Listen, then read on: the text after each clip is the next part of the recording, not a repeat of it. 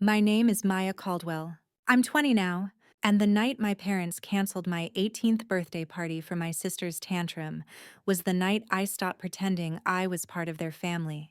We lived in a gated community outside Phoenix. Palm trees, stucco, sun-bleached perfection. Dad ran a mid-sized construction company that built custom homes for tech retirees. Mom sold million-dollar listings with an open house smile that never reached her eyes. And my sister, let's call her Brielle, was the adored disaster around which everything revolved. She'd perfected the kind of princess fragility that turns a room into her stage. Breathy voice, trembling hands, mascara tears that seemed to fall on cue. For years I had been the quiet one, the responsible one, the girl who paid for her own textbooks and made sure there was food in the fridge and the water bill got paid when Mom forgot. They called it maturity. It was neglect with a ribbon on it. I wasn't asking for much, just a backyard party for my 18th. We sent invites, ordered a custom cake from an obnoxiously expensive bakery, had a playlist that even my wrestling teammates and my favorite English teacher would like.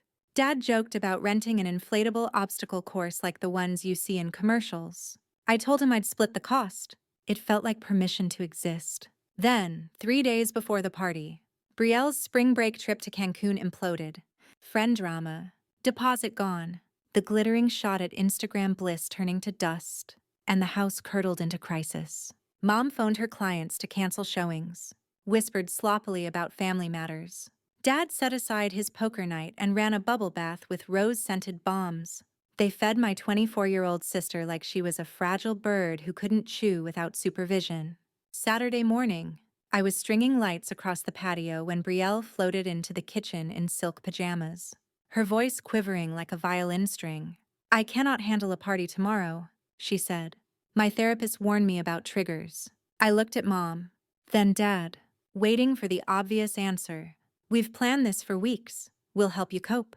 Mom smoothed Brielle's hair. "Sweetheart, your emotional recovery comes first." Dad didn't even look at me when he said, "We'll reschedule for next weekend." "Maya, you're strong enough to handle this. Strong enough to be erased." I made the calls they should have made.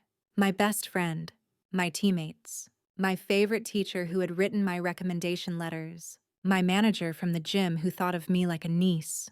All of them deserved a reason, and all I could give them was a lie. I was sick. I hung up and felt something click into place behind my ribs, a lock finding its tongue. On the morning of my 18th birthday, no one said happy birthday. Mom blended Brielle her favorite protein smoothie with organic powders that cost more than a week of my groceries. Dad headed to a job site. The house hummed as if nothing sacred had been broken. I remember the sunlight on the marble counter, the little prismatic rainbows in my glass of tap water, the quiet like a dare. By noon, Brielle told me I was killing the vibe with my silence. "It's not my fault," she said, tapping through her phone. "You're the one making it weird." Something inside me pivoted, unhooked, stood up. Being 18 wasn't a sentimental milestone anymore. It was a lever. I had savings from the gym, a partial scholarship to Arizona State, a coach who had always said his door was open, a guidance counselor who treated me like a person. So I made 3 calls. Coach's wife answered first. "Honey, we've got a spare room. Come tonight if you need to."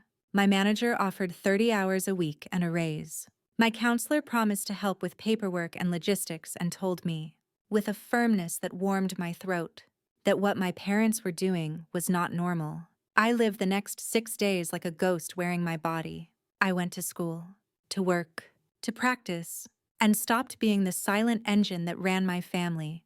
No more reminders about due dates, no more meal planning, no more cleaning up Brielle's glittery catastrophes. Each evening, I moved a few things to Coach's house: documents, trophies, my best clothes, the books that had saved me over and over. On Saturday, while my parents were out and Brielle was at the mall buying healing crystals on Mom's card, I packed the rest into boxes and trash bags. I left my house key on the bed with a note that said, in plain words even they could not reframe, "When you are ready to apologize and change, you can call. Until then, I will build a life where I matter."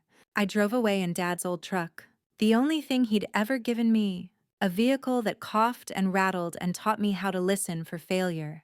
The sky was that particular desert blue that makes you believe in blank pages. I thought I would cry. I didn't. Relief is a clean, almost holy feeling when you've lived years in emotional grime. At Coach's, there was hot stew and an extra set of house keys and a little basket in the bathroom with my name on it. "You're safe here," Coach's wife said, placing a hand on my shoulder. I slept that night without flinching at every noise, without bracing for my name to be called like an emergency. In the morning, I woke to the smell of coffee and the sense, for the first time, that my life belonged to me. Those first weeks on my own were the strangest combination of freedom and disbelief. I kept expecting someone to call and tell me to come home, that this was just a rebellious phase. But the calls never came, not yet. And each day that passed without hearing their voices felt like oxygen returning to my lungs. Coach's family treated me like a real person. His wife, Denise, asked about my day at dinner. Their youngest daughter borrowed my nail polish and called me her big sister. There was laughter in that house, messy and unforced. It felt like stepping into sunlight after living in a windowless room for years. At night, though, I still caught myself flinching at the sound of phone notifications, expecting Mom's guilt-laden texts or Dad's lectures about family duty. But the messages were silent, and the silence itself became a kind of answer. Within weeks, I learned what living without emotional labor felt like. I slept through the night. My grades improved. The constant ache in my stomach, the one that used to twist every time Brielle screamed or Mom sighed about being overwhelmed, was gone. For the first time, my mind was quiet. But peace didn't last long before the universe decided to hand me the strangest kind of poetic justice. My parents' life began to unravel with startling precision.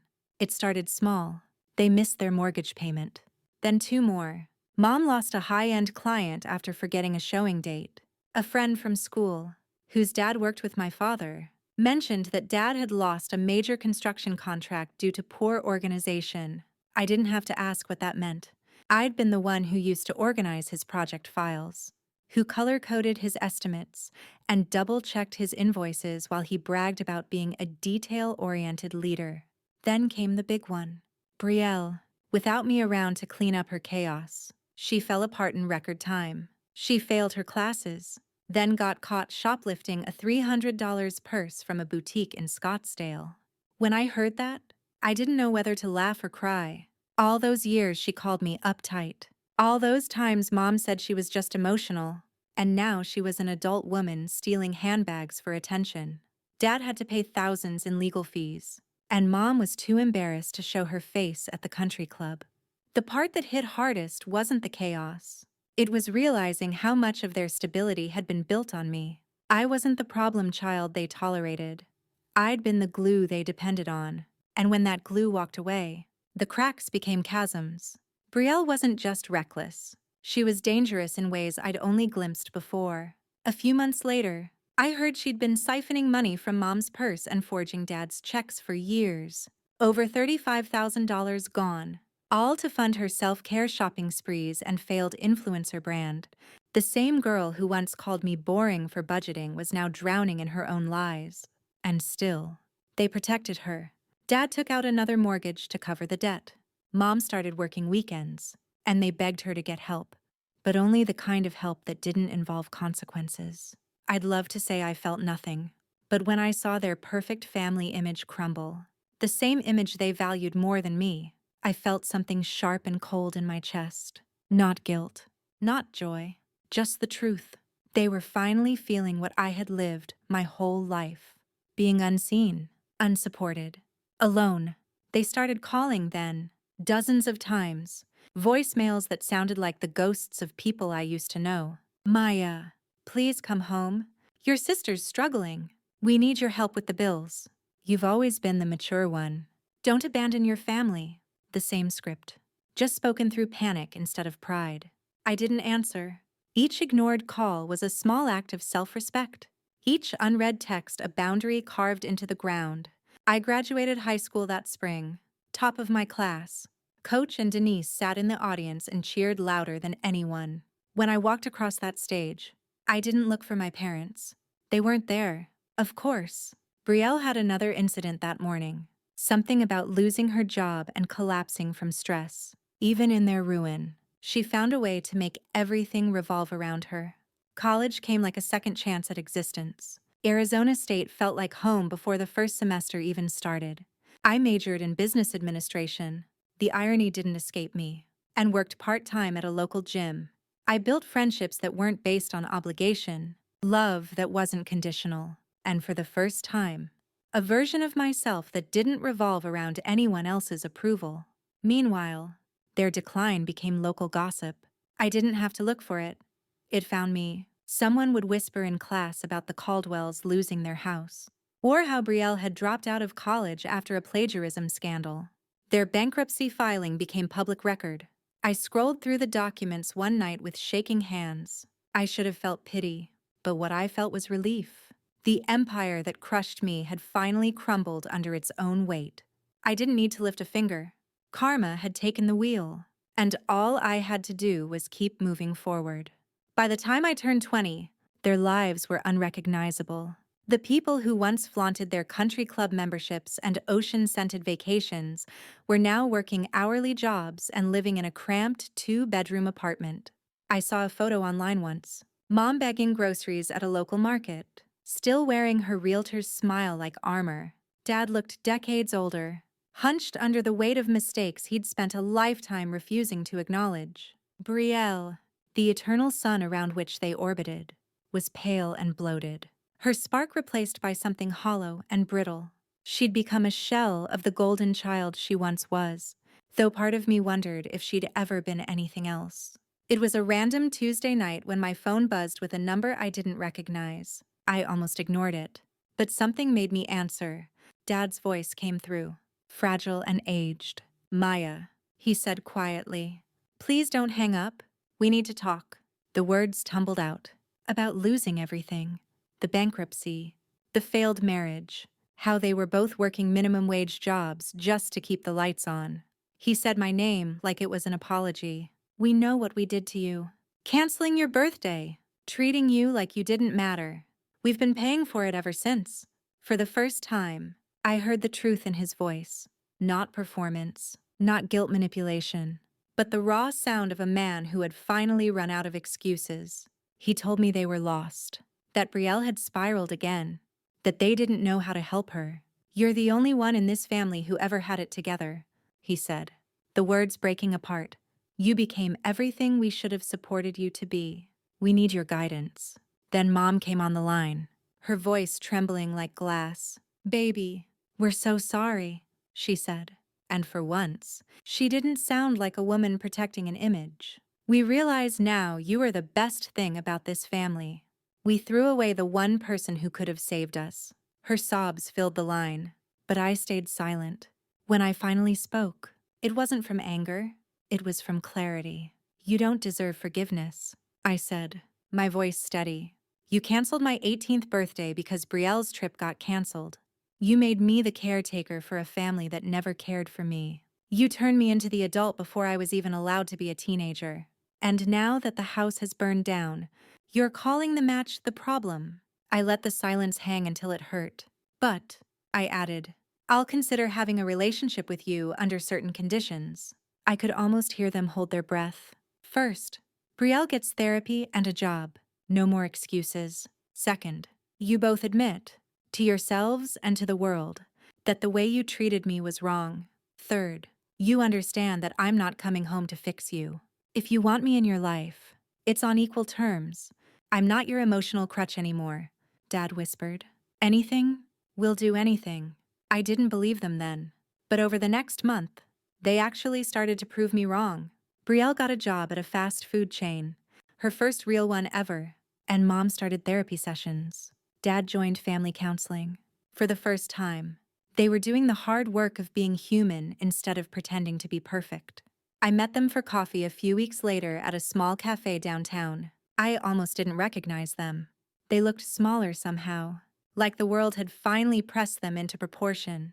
Mom reached for my hand, and for the first time in years, I didn't pull away. She said she was proud of me. But I could tell it wasn't pride. It was awe. The daughter they'd dismissed had become the woman they wished they'd raised. As they spoke about rebuilding, I realized something. I didn't need revenge anymore. Watching their empire collapse hadn't just been justice. It had been liberation. Their pain wasn't mine to carry or to cure. They were finally living with the consequences of their choices, and I was finally free of them.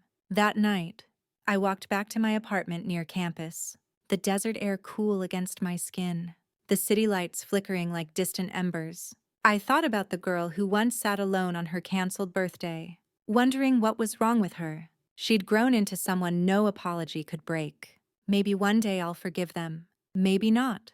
But I've learned that vengeance doesn't always come as fire. It can come quietly, as peace. And that's what I have now. Thank you for listening to my story. If you believe that healing can be its own form of justice, don't forget to like this video and subscribe to Vengeance Within for more stories of resilience and retribution.